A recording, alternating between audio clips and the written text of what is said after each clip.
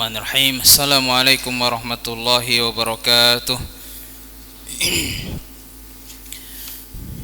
Innal hamdalillah nahmaduhu wa nasta'inuhu wa nastaghfiruh wa na'udzu billahi min shururi anfusina wa sayyiati a'malina. Man yahdihillahu fala mudilla lahu wa man yudlil fala hadiya lahu. Asyhadu an la ilaha illallah wahdahu la syarika lahu wa asyhadu anna Muhammadan abduhu wa rasuluh. Ya ayyuhalladzina amanu taqullaha haqqa tuqatih wa la tamutunna illa wa antum muslimun.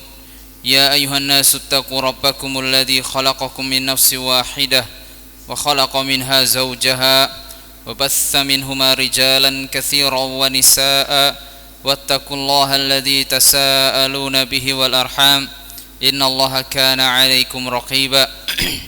Ya ayyuhalladzina amanu taqullaha wa qulu qawlan sadida yuslih lakum a'malakum wa yaghfir lakum dhunubakum wa may yuti'illaha wa rasulahu faqad faza fawzan 'azima. Amma ba'd, fa inna asdaqal hadithi kitabullah wa khairal hadi hadi Muhammadin sallallahu alaihi wasallam wa syarral umuri muhdatsatuha wa kullu muhdatsatin bid'ah wa kullu bid'atin dhalalah wa kullu dhalalatin finnar.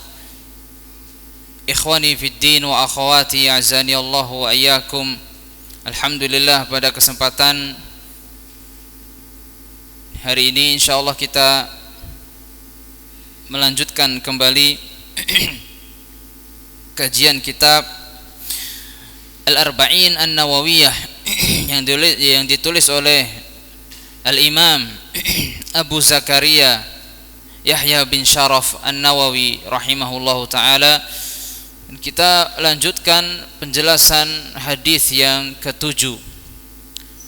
Kita sampai pada nasihatulillah, nasihat lillah, nasihat untuk Allah. Kemudian nasihat li kitabihi, nasihat untuk kitabnya Al-Quran. Apa makna dari nasihat li kitabihi? Nasihat untuk Al-Quran, nasihat untuk kitab Allah subhanahu wa ta'ala, maknanya adalah al-imanu bihi, beriman kepadanya, beriman kepada Alkitab. Kemudian ta'zimuhu, mengagungkannya, memuliakannya, mengagungkan Al-Quran dan memuliakan Al-Quran. Maka seseorang ia wajib memuliakan Al-Quran. Ia tidak boleh meletakkan Al-Quran di bawah buku apapun, di bawah buku apapun, walaupun itu Sahih Bukhari, Sahih Muslim, Al-Quran tidak boleh diletakkan di bawahnya. Tetapi yang paling atas adalah Al-Quran, kemudian Sahih Bukhari, Sahih Muslim.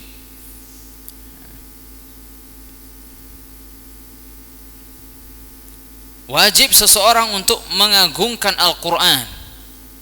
Mushaf, tidak boleh mushaf diremehkan, diletakkan sembarangan.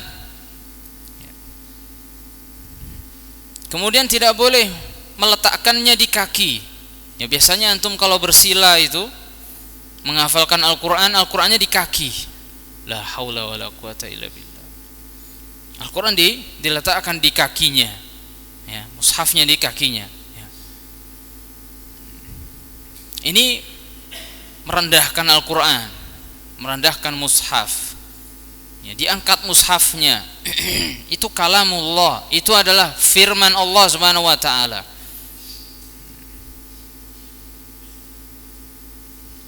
Kemudian tilawatuhu haqqa tilawatih, membaca Al-Quran dengan sebenar-benarnya, membaca Al-Quran dengan sebenar-benarnya.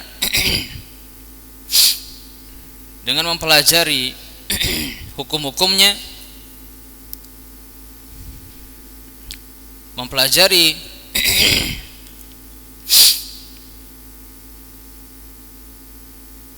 harokatnya, karena kebanyakan seorang qari dia hanya memperhatikan tajwid, padahal yang lebih penting adalah harokat akhirnya ya. Begitu juga makhraj ya, makharijul huruf. Tetapi namanya lidah ya, namanya lidah juga nggak bisa dipaksa ya. Orang Indonesia susah untuk mengucapkan shad misalnya, dhad ya, kecuali bertahun-tahun semampunya ya. Apakah orang tua yang baru belajar gak bisa mengucap dha waladhdallin kemudian gak sah sholatnya? La, sah sholatnya, tetapi dia wajib belajar. Tetapi yang penting adalah i'rabul Quran, i'rab Al-Quran. Apa makna i'rab Al-Quran? Harokat Al-Quran, itu yang paling penting ya. Banyak saya kesalahan dari santri, Allahu hahi ya, minallahi dibaca minallahu, banyak ya. Dan yang lebih dipentingkan biasanya tajwidnya ya, lengkok-lengkoknya ya. Padahal yang lebih penting adalah harokat akhir dan mat ya, mat, hukum-hukum mat. Tapi semuanya dipelajari dengan bertahap ya. Karena kalau seorang harus mutkin makhrajnya, alhamdulillah harus betul 100% makhrajnya, maka banyak orang-orang tua yang tidak sah sholatnya, ya kan? Orang tua mereka butuh sholat sunnah, betul kan? Iya. Sholat sunnah, sholat itu rukunnya apa? Sholat rukunnya apa? Surat Al-Fatihah. Kalau orang tua baru belajar sholat, orang baru mu'alaf ya, mu'alaf, dia baru belajar sholat, baru belajar Al-Fatihah. Pak, sampean kalau makhrajnya nggak bener, nggak sah sholat sampean. Loh ya enggak. Itu memberatkan. Apalagi lidahnya bukan lidah Arab ya.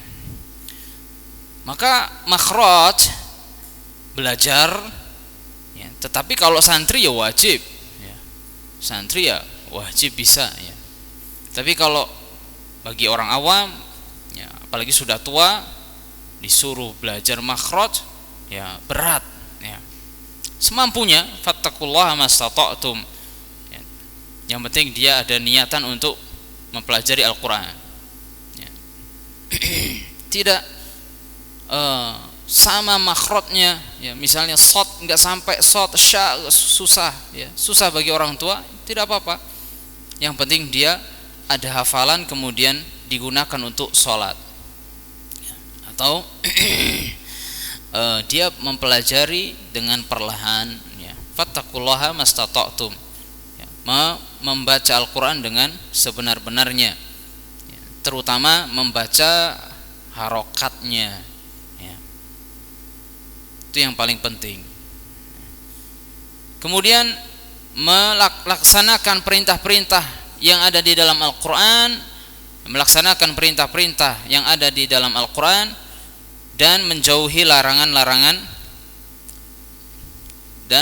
larangan-larangan yang ada di dalam Al-Quran.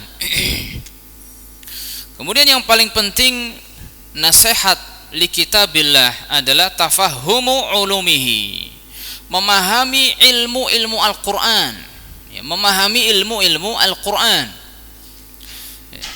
Enggak cukup antum belajar qiraah ya, makhraj atau tajwid, cukup belum. Karena maksud Al-Quran liyadabbaru ayatihi wa liyatadzakkara ulul albab. Liyadabbaru ayatihi, untuk ditadabburi ayat-ayatnya, wa liyatadzakkara, dan untuk dipelajari, untuk diingat-ingat, untuk dipelajari ulul albab, oleh orang-orang yang mempunyai akal. Jadi Al-Quran Allah turunkan bukan hanya untuk bacaan saja, walaupun dari bacaan sudah ada apa? Keutamaan. Seorang membacanya sudah ada keutamaan, tetapi tujuan utamanya adalah ditadabburi ayat-ayatnya.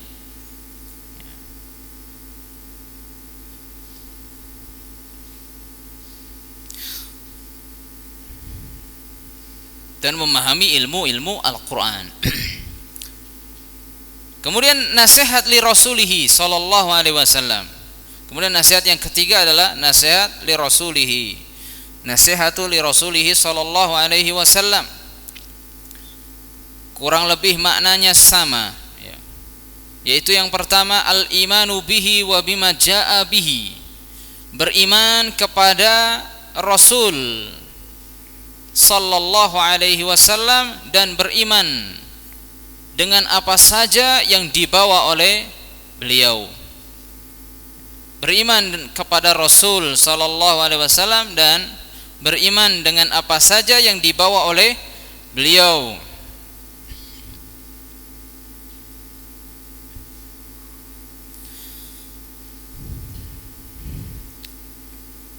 Apa saja yang dibawa oleh Rasul sallallahu alaihi wasallam, apa saja yang dikabarkan oleh Rasulullah, baik itu kabar yang telah lalu ataupun kabar yang akan terjadi, semuanya wajib diimani. Tidak boleh dikatakan ini mustahil, ya. Misalnya Rasul sallallahu alaihi wasallam mengkhabarkan di akhir zaman akan keluar Dajjal. Di akhir zaman, apakah sekarang sudah keluar? Sudah keluar belum? Belum. Dajjal disebutkan oleh Rasul sallallahu alaihi wasallam, sifat-sifatnya, ciri-cirinya.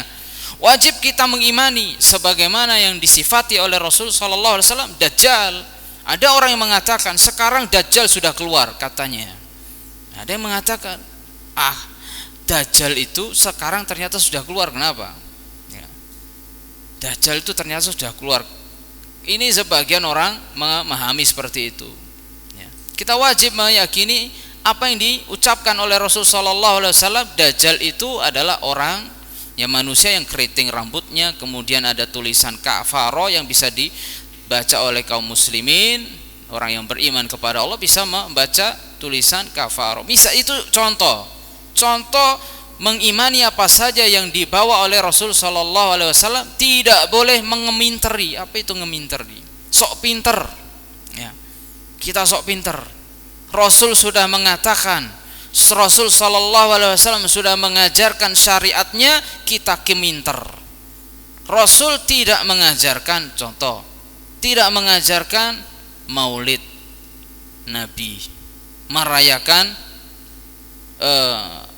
hari kelahiran beliau. Padahal Rasul sallallahu alaihi wasallam dan para sahabatnya kalau ngerayakan waktu itu mungkin enggak? Mungkin enggak? Apa halangannya beliau enggak merayakan? Mungkin saja kan? Kecuali Rasul waktu di zaman beliau enggak naik helikopter. Karena memang enggak ada helikopter. Beliau enggak pakai mic kalau ceramah, karena emang belum ditemukan. Tetapi kalau merayakan maulid di zaman Rasul, mungkin enggak? Mungkin kan? Bisa. Kenapa kok beliau tidak mau? Di zaman Abu Bakar, di zaman Abu Bakar As-Siddiq radhiyallahu anhu, setelah Rasulullah wafat, setelah Rasul sallallahu alaihi wasallam wafat, apakah Abu Bakar orang yang paling mencintai Rasulullah? Kalau kita tanya kaum muslimin yang paling mencintai Rasulullah siapa? Abu Bakar As-Siddiq. Kenapa beliau tidak pernah satupun merayakan kelahiran Nabi sallallahu alaihi wasallam? Padahal peluangnya untuk merayakan bisa, sangat bisa. Apa yang menahan mereka untuk tidak merayakan? Untuk merayakan apa? Dan waktu itu sudah ada agama Nasrani, sudah ada agama-agama Nasrani yang mereka merayakan kelahirannya Nabi Isa. Bisa saja mereka mengadopsi dari agama Nasrani kemudian diambil.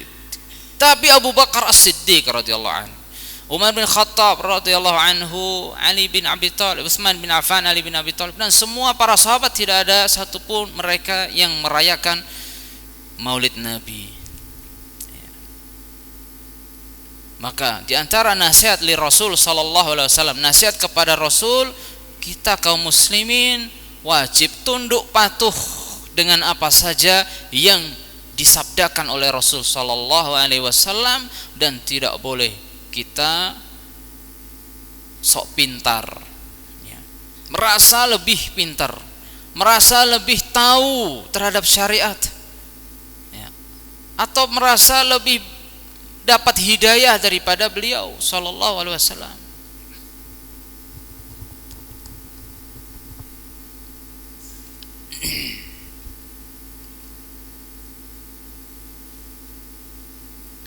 Kemudian di antara nasihat li Rasul, memuliakan beliau, ya, kita memuliakan beliau sallallahu alaihi wasallam. Tidak boleh kita mengejek-ngejek beliau. Tidak boleh kita menjadikan Rasul sallallahu alaihi wasallam sebagai bahan ejek-ejekan, ya, sebagaimana kaum munafikin yang mereka mengejek-ngejek Rasulullah dan para sahabat, ya. Allah Subhanahu wa taala mengatakan kepada orang-orang munafikin, "Qul abillahi wa ayati wa rasulihi kuntum tastazi'una." Katakanlah, abillah, apakah dengan Allah, wa rasulihi, dan rasulnya, wa bi ayati, dengan ayat-ayat Allah Al-Qur'an, kuntum tastazi'una, kalian membuat ejek-ejekan, olok-olokan, ya, dibuat bahan candaan. Nauzubillah min dzalik. La ta'tadiru qad kafartum ba'da imanikum. Apa kata Allah? La ta'tadiru, tidak ada maaf bagi kalian. Qad kafartum, kalian telah kafir, ba'da imanikum, setelah iman kalian. Jadi orang yang mengejek Rasulullah, mengolok-olok Rasulullah, contohnya mengolok-olok sunnah Rasul sallallahu alaihi wasallam. Jenggot, kayak misalnya kambing, nggak keren. Zaman sekarang suruh jenggotan, suruh cingkrangan, ya, eman, ya. Na'udzubillahi min dzalik. Ini namanya mengolok-olok sunnah Rasul sallallahu alaihi wasallam, ya. Cingkrang misalnya, wah ini nggak tren zaman sekarang, ya. Atau yang akhwat, ya, pakai cadar, zaman sekarang suruh pakai cadar lagi, ya. Ini berat, ya. Beda ya kalau dia berat bukan marah terhadap sunnah Rasul. Beda, ada orang yang berat mengamalkan sunnah bukan karena dia benci dengan Rasulullah, dia cinta dengan Rasul sallallahu alaihi wasallam, tetapi dia berat. Ini maksiat, ya. Ini berarti maksiat kepada Allah. Tidak mau tunduk patuh dengan Rasul sallallahu alaihi wasallam. Tetapi kalau dia sudah ngolok-ngolok jenggot, ya, jelek jenggot itu, ya. Cingkrang itu jelek, ya. Kemudian dia mengolok-ngolok, ya, naudzubillah min dzalik. Qul abillahi wa ayati wa rasuli kuntum tastazi'una. Katakanlah, apakah dengan Allah, dengan ayat-ayatnya, dengan rasulnya kalian membuat ejek-ejekan, kalian membuat olok-olokan. Wattamassuku bi ta'atihi, kemudian berpegang teguh dengan mentaati Rasul sallallahu alaihi wasallam. Berpegang teguh dengan mentaati beliau sallallahu alaihi wasallam.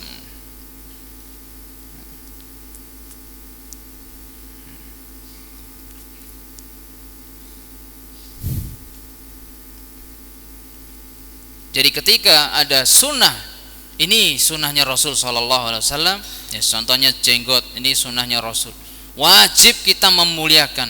Ada dalilnya sahih, maka kita sami'na wa ta'na, kita dengar, kita ikuti, ya. Qul in kuntum tuhibbunallah fattabi'uni yuhibbukumullah wa yaghfir lakum dzunubakum. Katakanlah, in kuntum tuhibbunallah, apabila kalian memang benar cinta kepada Allah, ya, fattabi'uni, maka ikutilah aku, yuhibbukumullah wa yaghfir lakum dzunubakum, niscaya Allah akan mencintai kalian dan mengampuni dosa kalian. Kemudian ihya sunnatihi, ihya, menghidupkan sunnah Rasulullah sallallahu alaihi wasallam. Menghidupkan sunnahnya Rasulullah sallallahu alaihi wasallam.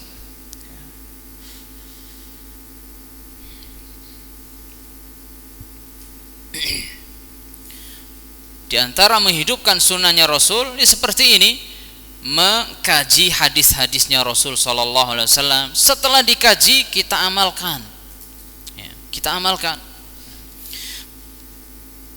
Sunnah Rasul sallallahu alaihi wasallam bukan hanya wawasan, ya, tetapi dia adalah praktek, langsung kita praktekkan, dan itu ilmu yang bermanfaat. Ya, itu ilmu yang bermanfaat. Misalnya adab-adab Rasul sallallahu alaihi wasallam, adab-adab tentang keseharian, akhlaknya Rasulullah sallallahu alaihi wasallam. Adab-adabnya Rasul ketika masuk masjid, bagaimana Rasul sallallahu alaihi wasallam masuk masjid?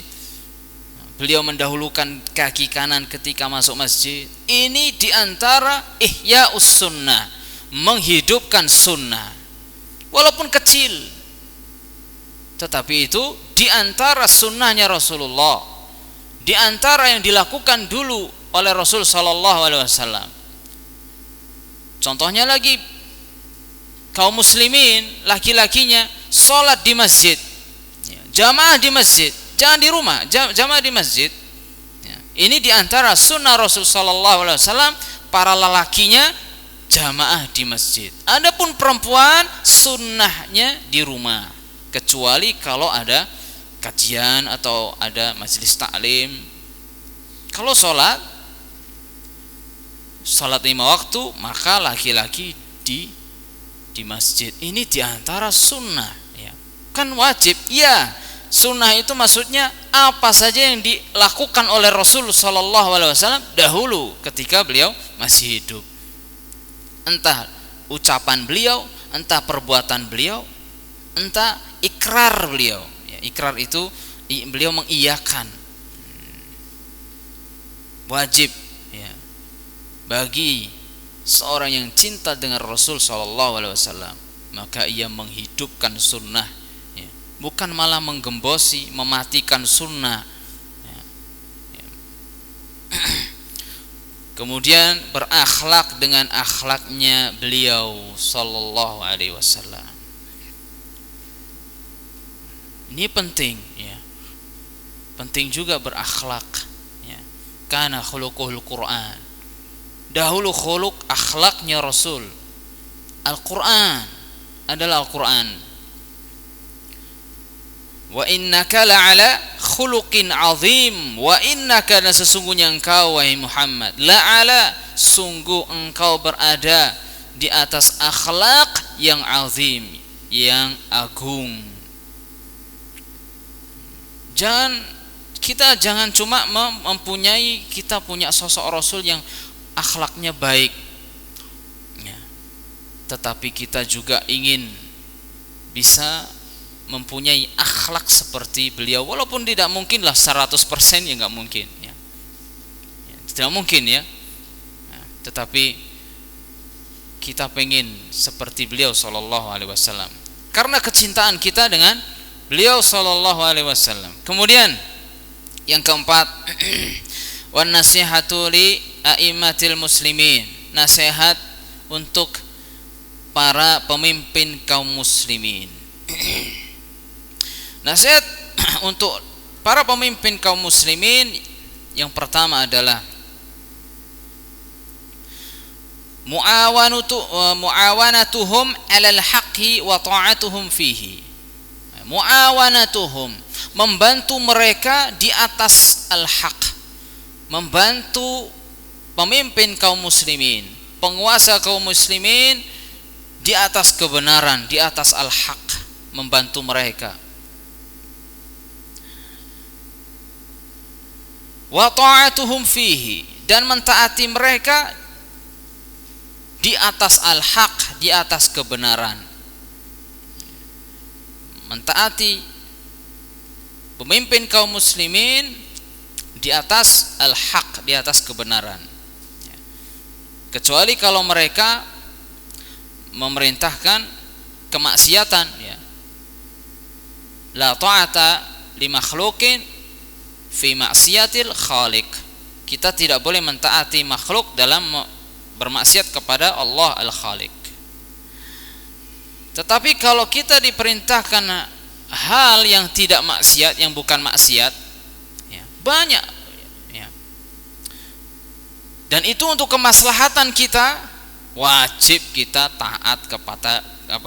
taat kepada pemimpin kaum muslimin. Kemudian tanbihuhum wa tadhkiruhum birifqin wa lutfin, ya, tanbihuhum wa tadhkiruhum birifqin wa lutfin.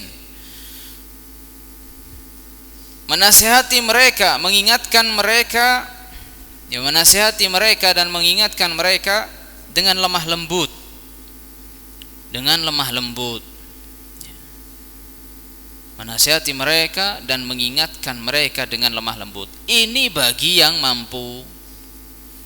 Bagi yang tidak mampu gimana? Mendoakan. Seperti antum, saya nggak mungkin menasihati mereka. Jangankan kita, ustadz-ustadz yang kibar saja nggak bisa, ya kan? Lalu gimana caranya? Kalau bisa bertemu dengan mereka, walhamdulillah, berdua bersama mereka. Jangan ditampakkan di sosmed, ya. Misalnya, Pak, saya ini protes gini, ya, biaya ini, biaya itu, biaya ini, semua aibnya diumbar semua, ya. Semua aib pemimpinnya dia apal 1, 2, 3, A sampai Z, apal aibnya. Subhanallah, ya.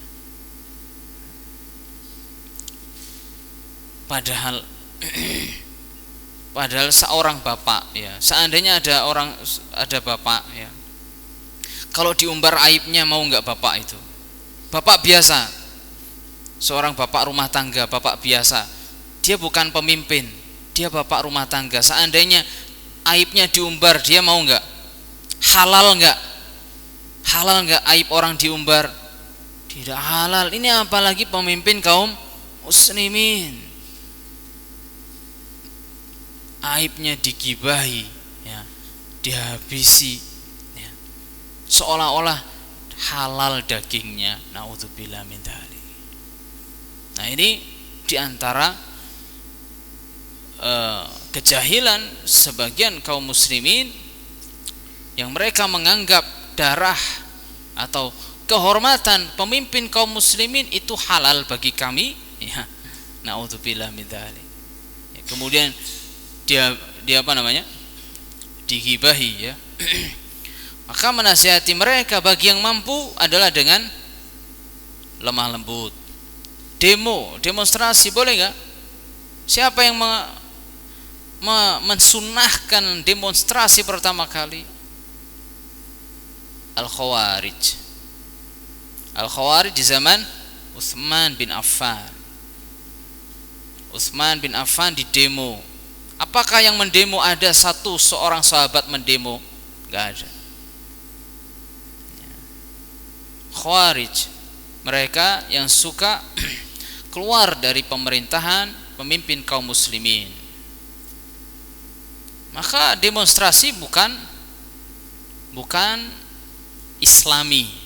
Bahkan demonstrasi, kata para ulama, khususnya Syekh Rabi' bin Hadi al-Madkhali hafizahullah, demonstrasi itu dari Yahudi dan Nasrani. Jadi kalau orang demonstrasi ke kantor, ya, orasi, ya, tahu orasi, ya, bengok-bengok itu loh, ya, menuntut hak, kami menuntut hak, kami rakyat menuntut hak. Itu ajarannya Yahudi wan Nasrani. Islami, la maafi, tidak ada Islam yang mengajarkan seperti itu. Kemudian di antara nasihat untuk pemimpin kaum muslimin adalah tidak keluar dari pemerintahan kaum muslimin. Ya, tidak keluar, maksudnya tidak keluar dari kepemimpinan atau dari negara kaum muslimin. Maksudnya keluar itu dia sudah tidak mau membaiat pemimpinnya lagi, ya. Dia sudah tidak mau membaiat. Dia pengen apa? Pengen membuat negara sendiri, misalnya. Nah, ini dilarang. Ya, dilarang. Kenapa kok dilarang? Karena nanti akan menjadi pertumpahan darah. Betul kan? Ya kan? Contohnya yang terjadi di Papua, ya, pengen keluar dari Indonesia. Apakah apa yang terjadi? Pertumpahan darah, ya. Yang jadi korbannya siapa? Apakah penjahatnya?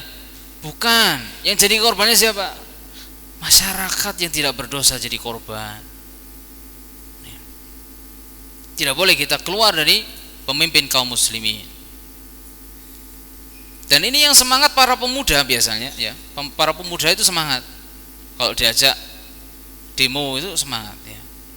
Sekali lagi, demonstrasi, kata Syekh Rabi bin Hadi Al-Madkhali rahimahullah, hafizahullah, minal Yahudi wan Nasrani, dari Yahudi dan Nasrani. Karena kaum muslimin, tidak pernah sejarah kaum muslimin yang melakukan demonstrasi.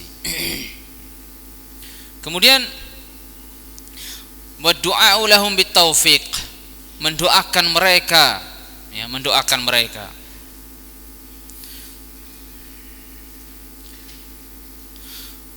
Berkata Al-Fudail bin Iyad, seorang ulama dari kalangan tabi'ut tabi'in, Al-Fudail bin Iyad, beliau mengatakan, "Lau alimtu anna li da'watun mustajabatun la saraftuha lis-sultani." Lau alimtu, seandainya aku tahu, anna li, bahwasanya aku itu punya da'watun mustajabatun, satu doa yang mustajabah, la saraftuha, pasti aku akan menggunakan doa tersebut lis-sultan, untuk pemimpin kaum muslimin. Ini fikihnya Fudail bin Iyad, ya, fakihnya Fudail bin Iyad. Dia tahu, dia paham, kalau baik pemimpinnya karena doa rakyatnya, maka semua pun akan baik. Jadi setiap kita di doa-doa waktu-waktu yang mustajab, kita doakan mereka, pemimpin kita kaum muslimin.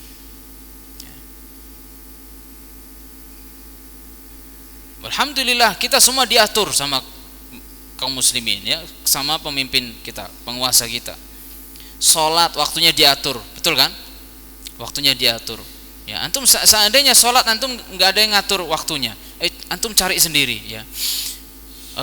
Isya, yaitu setelah tenggelamnya kemerahan yang ada di langit, antum cari sendiri, ya, waktu-waktunya, ya.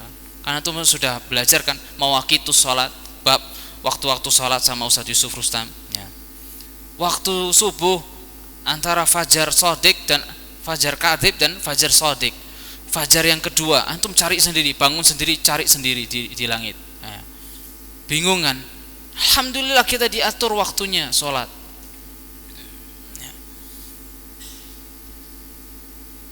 Kemudian yang terakhir adalah nasihat li'amatil muslimin. Nasihatu li'amatil muslimina, nasihat bagi seluruh kaum muslimin.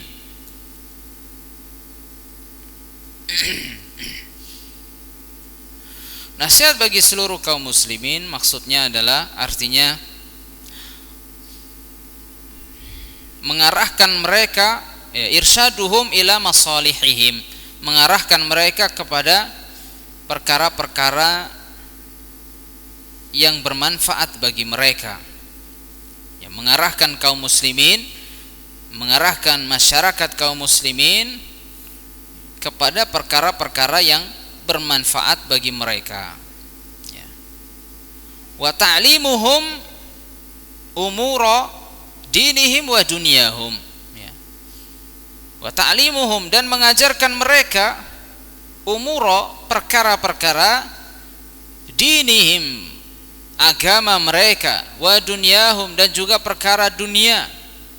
Ya, diajarkan masyarakat kaum muslimin yang mempunyai ilmu, mengajarkan perkara-perkara agama dan juga perkara-perkara dunia.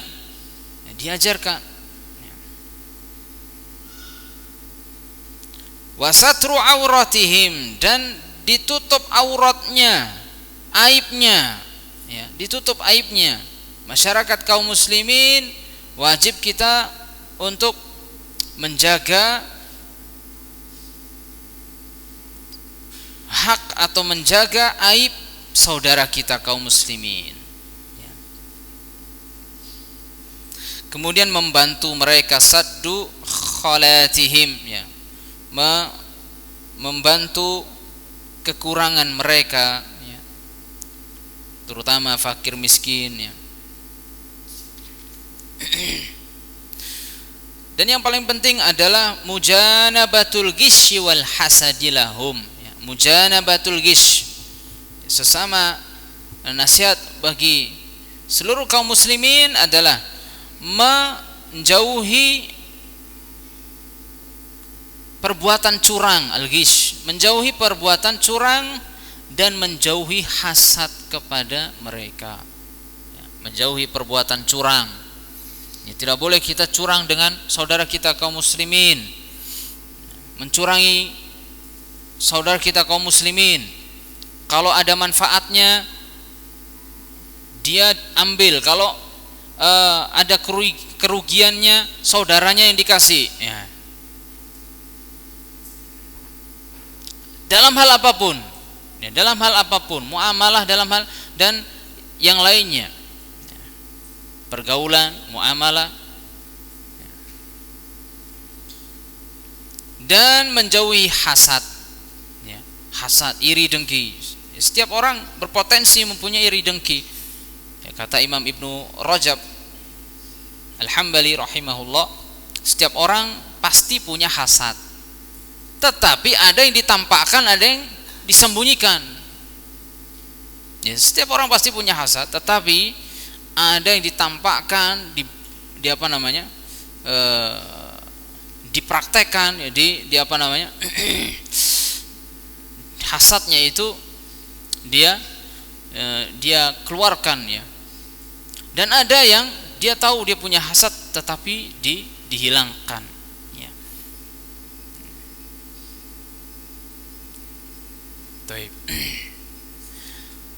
Jadi itu nasihat lillah wa li kitabihi wa li rasulihi wa li a'immatil muslimina wa amatihim.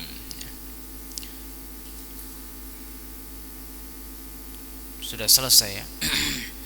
Insyaallah kita lanjutkan pada pertemuan berikutnya al-haditsus tsamin, hadis yang ke-8, karena waktunya pas dengan salatul isya. Insyaallah kita lanjutkan pada pertemuan berikutnya. Wallahu taala alam, kurang lebihnya saya mohon maaf. Wassallallahu ala nabiyina Muhammad wa ala alihi washabihi ajma'in. Wassalamualaikum warahmatullahi wabarakatuh.